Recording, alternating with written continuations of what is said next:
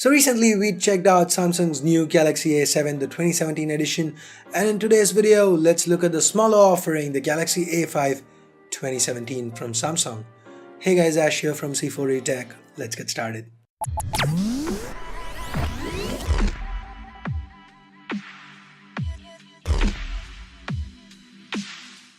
So here's the box that the 2017 edition of the Galaxy A5 comes in. Again, to keep things simple, I'm going to be referring to it just as the Galaxy A5 in this video.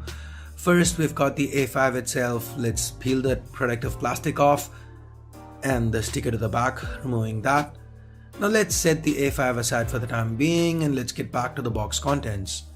We've got IMEI stickers, there's a 32GB microSD card here too, a SIM ejector pin, almost missed that in my last unboxing.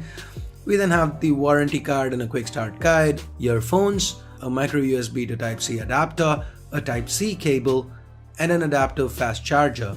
Here's the A5 and A7 side by side. Barring the display sizes and battery capacities, they're basically identical. Anyway, let's take a close look at the placements first on the Galaxy A5.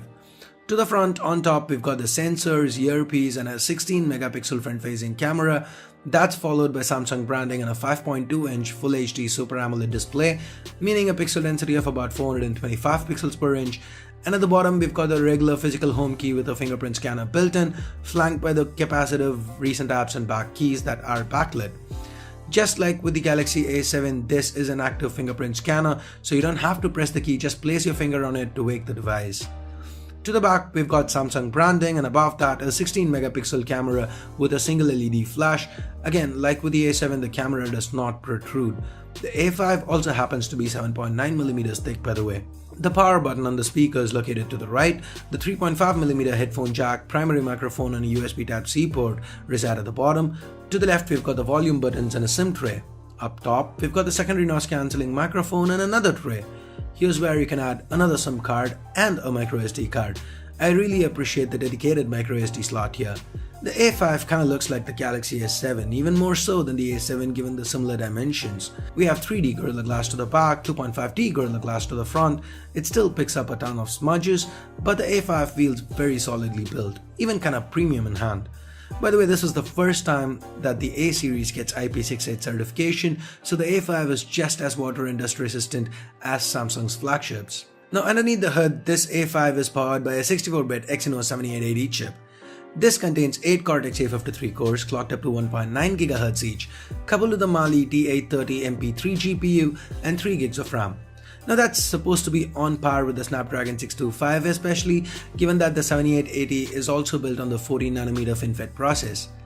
But theory doesn't always necessarily translate to real-time performance, so we'll have more on that in the full review. Anyway, there's also 32 GB of onboard storage and a 3000 mAh battery juicing all this. The software experience on the A5 is also quite identical to what's found on the A7. The A5 II runs on Android 6 Marshmallow with Samsung's latest TouchWiz on top. This is the new refined interface that we've seen since the Note 7.